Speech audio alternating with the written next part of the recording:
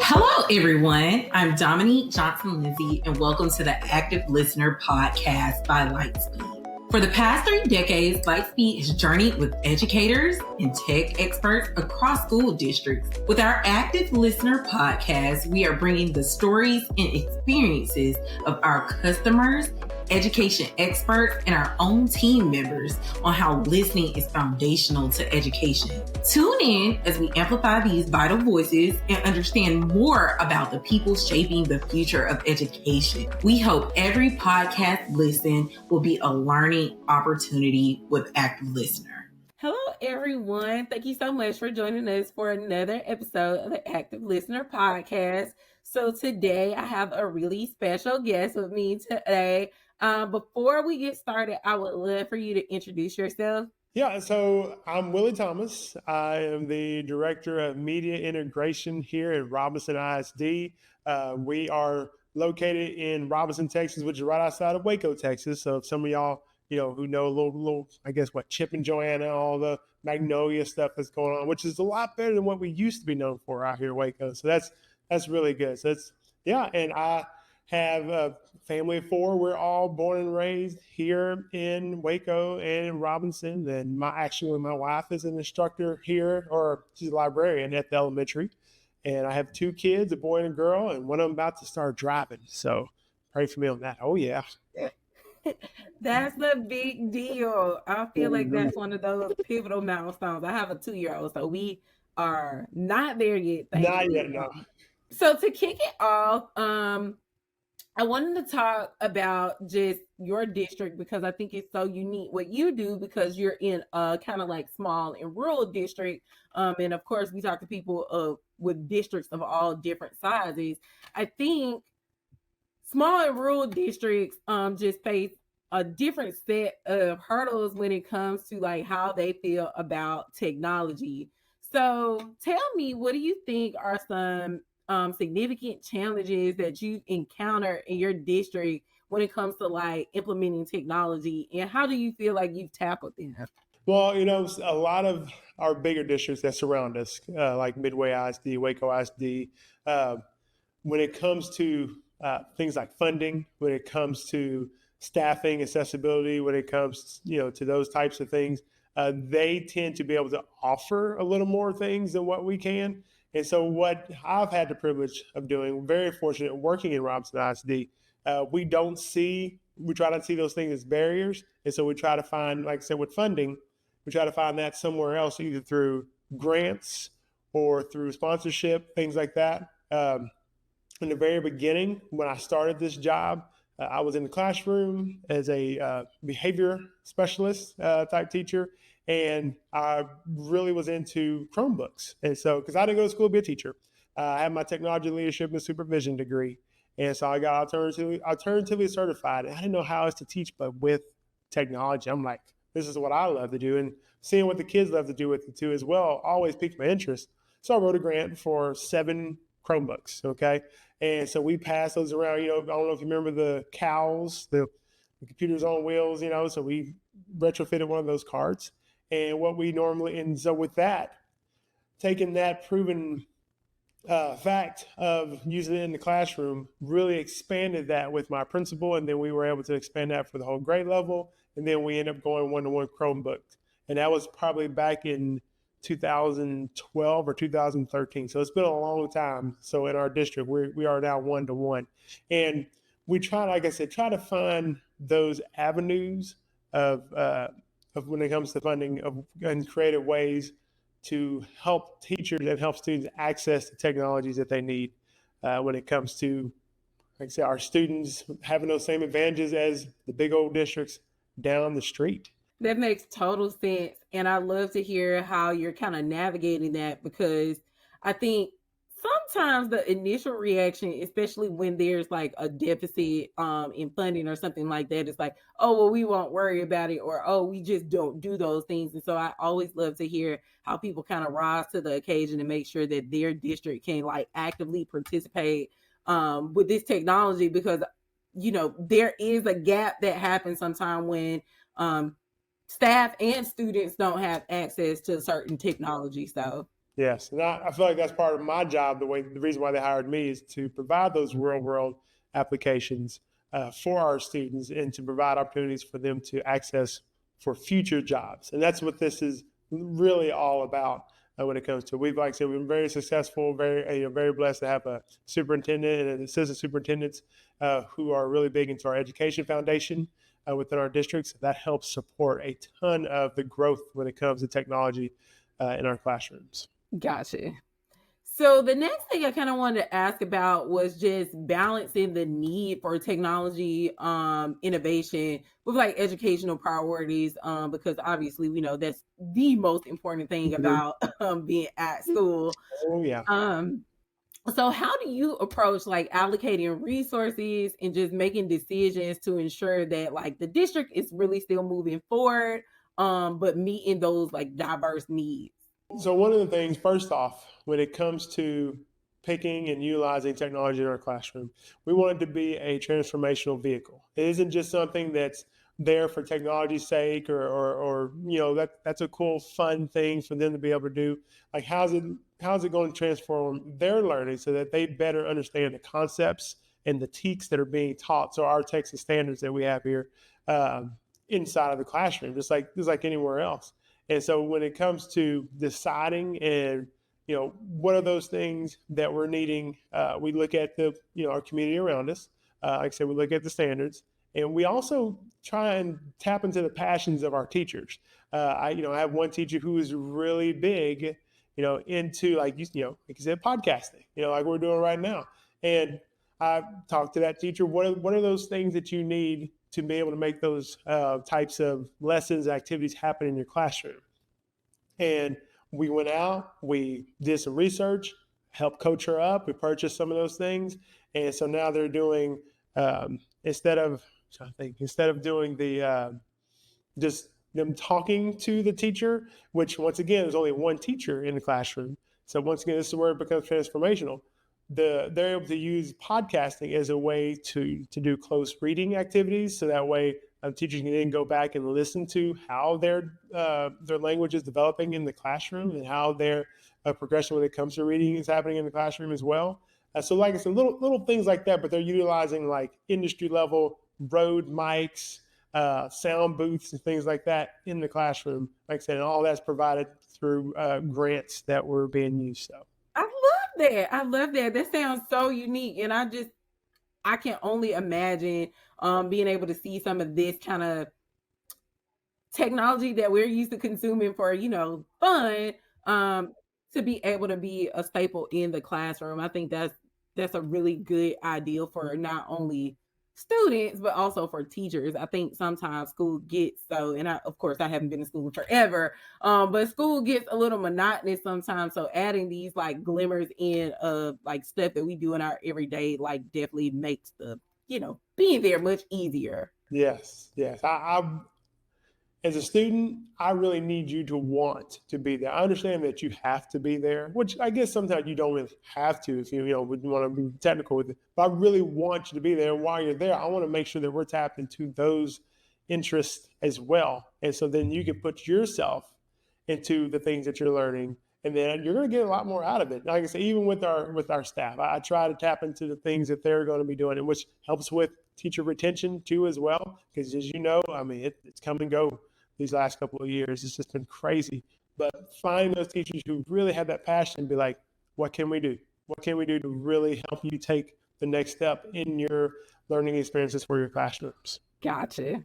So I'd love to just hear what kind of like innovative technology and what kind of technology initiatives are making a difference for you in your district. So of course, tell us what those technologies are, but then also if you can share any like success stories or any ways that you can just describe that your district has been positively impacted by those technologies. I'd love to hear about it. Well, I'm gonna tell you one of the biggest things that teachers are literally stopping me in the hallway, knocking me over with to try and get.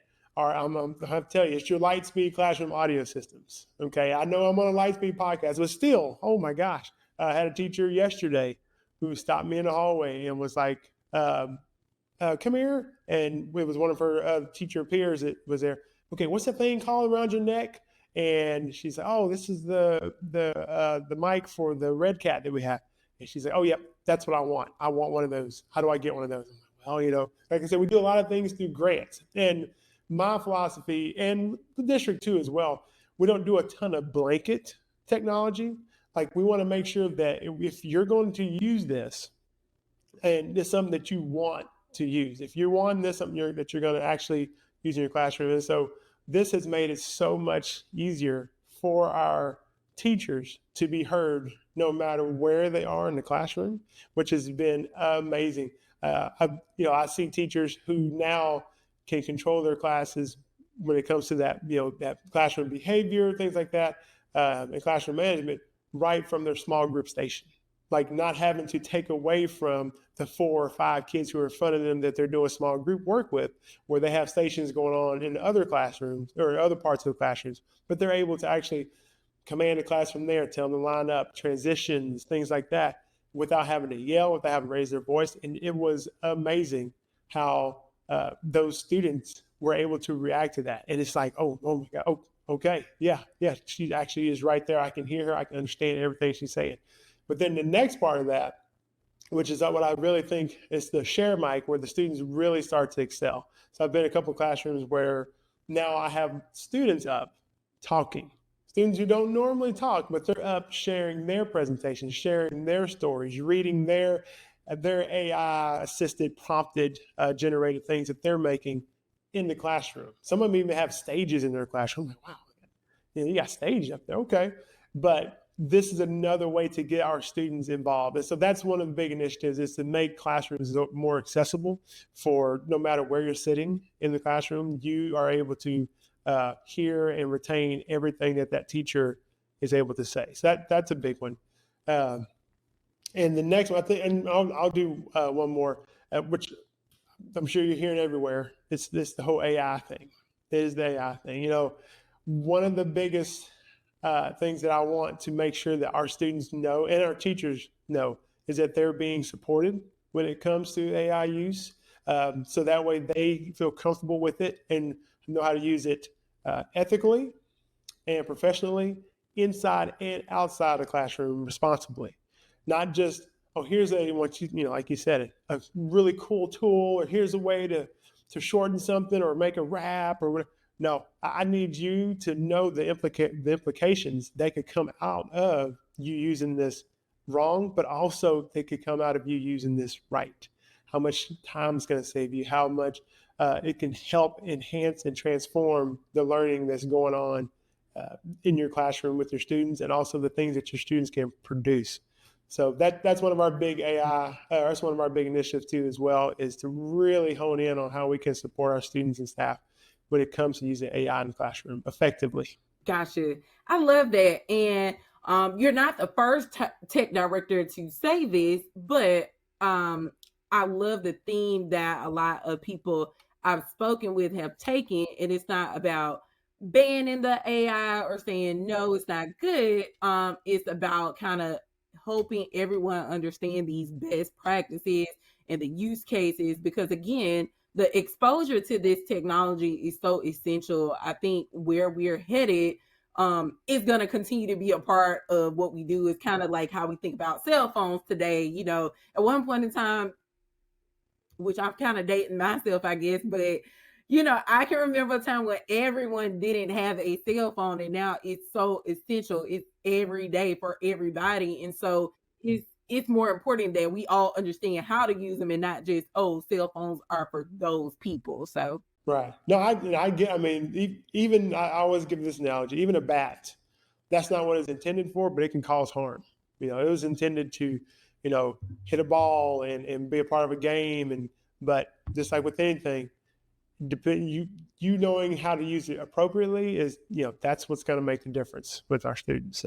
So something that comes up with this is, of course, technology adoption. So when you're talking about this, you're talking about bringing technology in a classroom.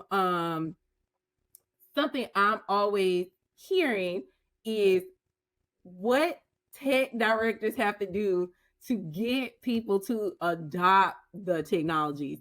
So I feel like there's there's these raving fan kind of people that are asking for the technology. And then there's the other people that kind of have to get, brought up on the back end. So talk to me about what do you do to make the environment, I guess, like welcoming, so that people are ready to adopt these technologies and kind of have that mindset to embrace the technologies that you're bringing into the school.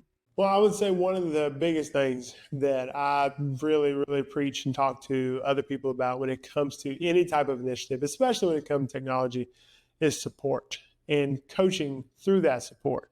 If a teacher doesn't feel comfortable, if a teacher doesn't feel that they're going to be successful with this, even because as you'll see, sometimes that one thing goes wrong, and then all of a sudden, I'm done. I'm never using this again. So making sure that we provide that support for those teachers through that coaching model, through us planning, talking about what it is that you want to do in your classroom. Let's go ahead and align those to the TEKS and to the standards that you're wanting to use it with, and then going into that co-teaching where I'm actually in the classroom with you, or the instructional specialists are in the classroom with you, and we're working through that. That way, if you do fail, don't worry, there's someone there. That was part we did an Adobe training with one of my staff, and they wanted to use the product with their students through a presentation. And I think it's like as a weathering, but not using green screen and everything. It's crazy how it can take away the video or take away the background of video.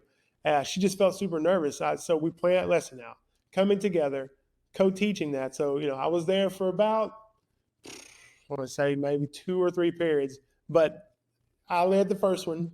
We co-led the second one. She led the third one, and then the rest of them going out.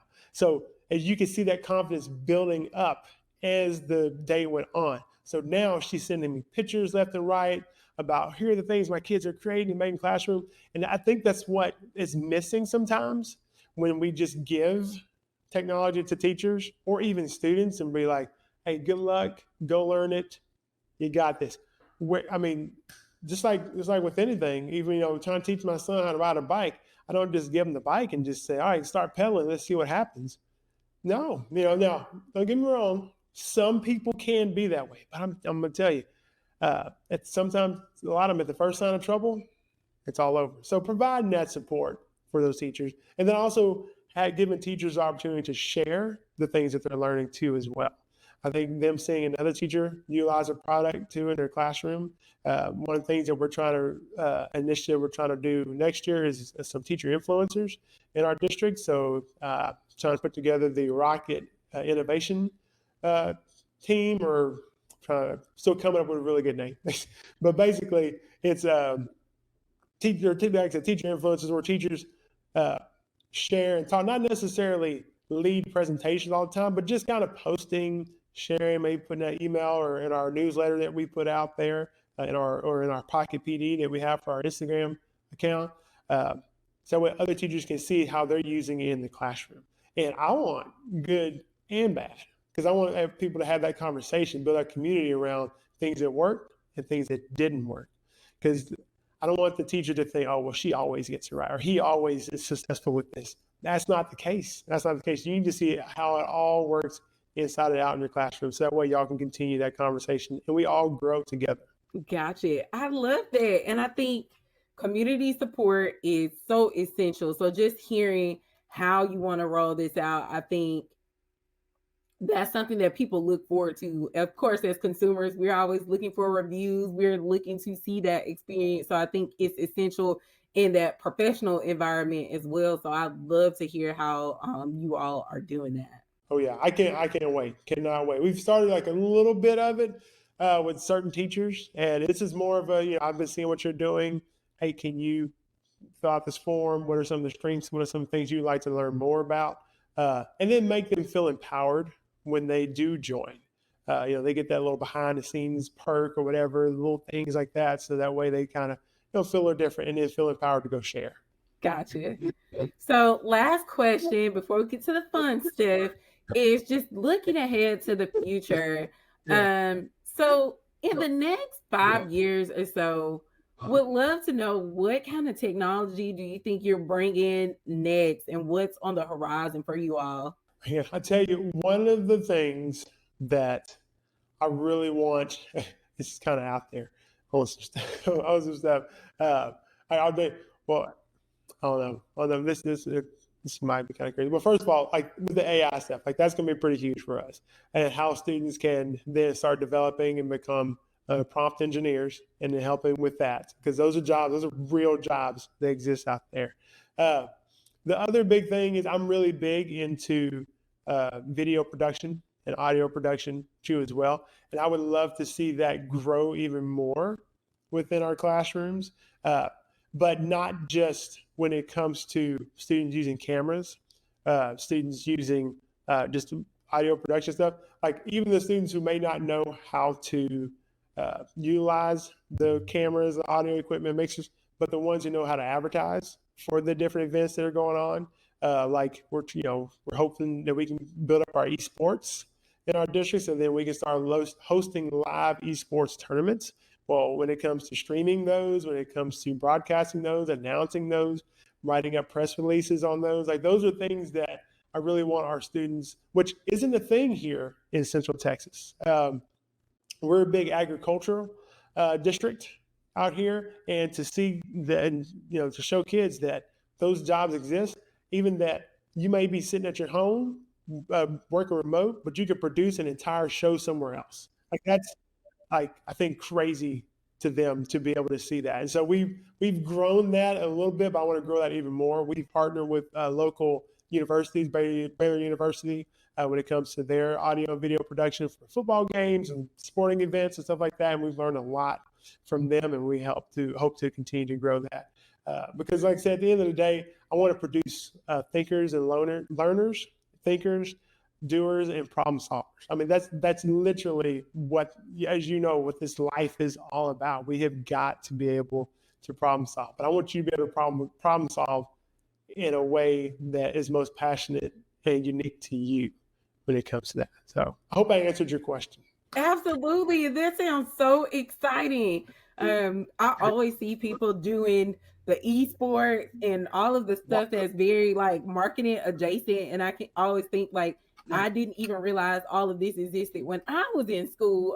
Even in college, it was very like, digital was just at the forefront. And so all of this, working on social media, that wasn't really presented as an option, even when I was in college. So I think there's so much more opportunity. So I'm glad to hear that they're getting this exposure early, and that is going to continue to grow. They're so exciting.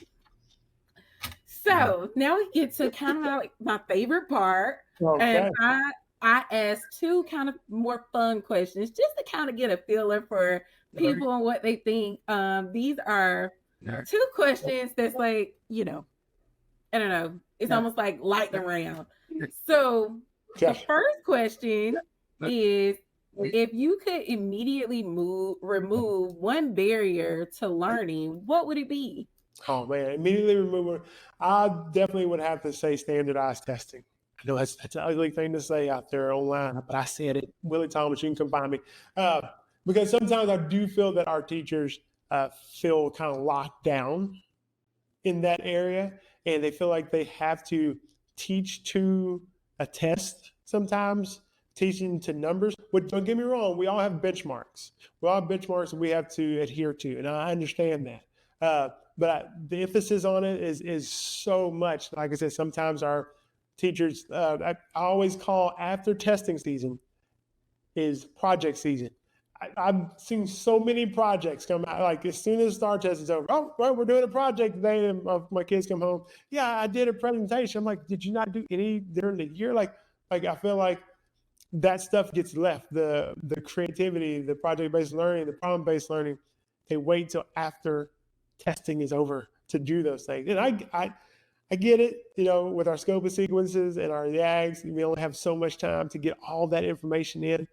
But man, if I could kind of take that way, or at least limit it a little bit, so that way we can make sure that all these projects and things are sprinkled in throughout the year and woven it through the curriculum, man, education would be, dropout rate would be zero. I'm just going to tell you right now, it would be awesome if we can engage our kids better like that.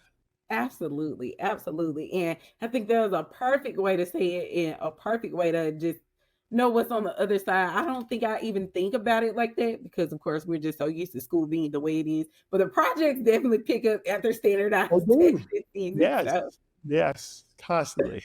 So final question.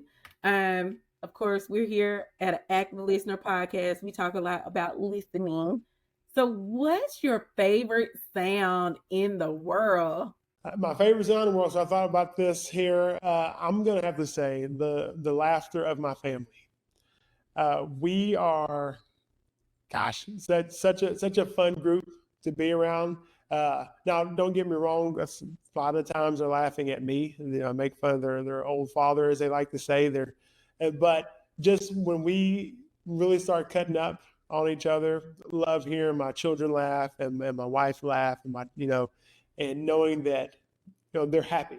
That laugh comes from a place of happiness, and so I would definitely have to say laughter of my family. Now, I'm going to give you my second one just real quick. My second one would be the sound of the wind, not blowing through my hair because I don't have any hair, but the sound of the wind blowing past my ears as I'm outside riding my bike, as I'm cycling. So I love cycling outside, but just being out there, nature, just rolling. So, but yes, so those are my two sounds. Number one, the laughter of my family. Gotcha. I love that. Two wonderful sounds. And laughter has been mentioned a few times on the podcast. So I would definitely have to agree with laughter. And then any kind of like peaceful, almost like white noise has been a good number two for us. So I think both of those have been readily recommended. So yeah. Well, I do want to thank you so much for joining us today. This was so good and informational, and I'm just so glad to hear about the future of technology in a place like Texas. Texas is so big. So to hear not only what the big districts are doing, but what the small districts are doing, I think is so important and essential. So thank you so much for sharing today. Oh yeah. Like I said, we just hitting on a little bit of it. Some of the things that that I get to touch, our whole CT department, lots of things growing. But yes, I'm extremely excited to be a part of this. Thank you so much, Dominique, for having me be a part of the Active Listener podcast. Yeah, for sure. That's all for today's Active Listener. Thanks for tuning in. Share your comments on this episode on our Facebook, Twitter, or LinkedIn social media pages. You can visit our website at lightspeed-tech.com to learn more about our mission to ensure every student hears every word. And subscribe to our podcast wherever you listen to your favorite podcast. Until next time, let your listening be as active as your learning.